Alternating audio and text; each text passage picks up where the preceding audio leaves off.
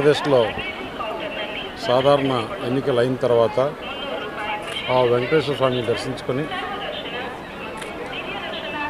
మీ దయ వల్ల, మీ కృతజ్ఞత వల్ల, మీ ఆశీర్వాదం వల్ల ఆంధ్రప్రదేశ్లో రాక్షస రాజ్యం పోయి రామరాజ్యం తెచ్చేదానికి మీరు ఆశీర్వదించిన దానికి ధన్యవాదాలు తెలుపుతూ ఈరోజు ఆ స్వామిని ఆంధ్రప్రదేశ్లో పీస్ఫుల్గా ప్రతి ఒక్క ఓటరు తన హక్కును 83% వరకు వినియోగించుకుని ఆంధ్రప్రదేశ్ రాష్ట్ర మేలు జరిగేదానికి, దుర్మార్గపు పాలన తరిమి కొట్టేదానికి ఆ దేవుడు ఆశీర్వదించిన వల్ల ఆ దేవుడికి మొక్కుబడి ఉండింది.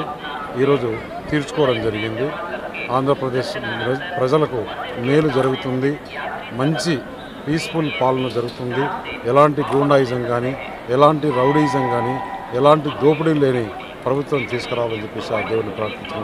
ఆంధ్రప్రదేశ్లో పోలీసు వారి డ్యూటీ వారు చేస్తున్నారు మొట్టమొదటిగా చాలా రోజుల తర్వాత.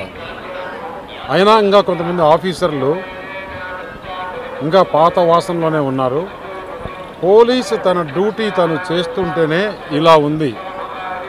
ఇంకా పోలీసు కన్నా కొంచెం పక్షపాతం, వారు చేసిన 100% పక్షపాతంలో ఒక 10% పక్షపాతం చూపిస్తే కూడా ఎలా ఉంటుందో. పోలీసు న్యూట్రల్గా ఉంటే 5 సంవత్సరాల నుంచి లేదు, వన్ సైడ్గా ఉండింది. ఇప్పుడు ఎలక్షన్స్లో న్యూట్రల్గా పనిచేస్తే వైఎస్ఆర్ కాంగ్రెస్ వాళ్ళ గుండెల్లో రైలు పరిగెత్తి వాళ్ళు చేయాల్సిన అక్రమాలు అన్యాయాలని చేయలేకపోయినామనే బాధతో దీనాది స్థితిలో ఉన్నారు. పోలీసు రాజ్యం పోయింది, ప్రజల రాజ్యం వచ్చింది.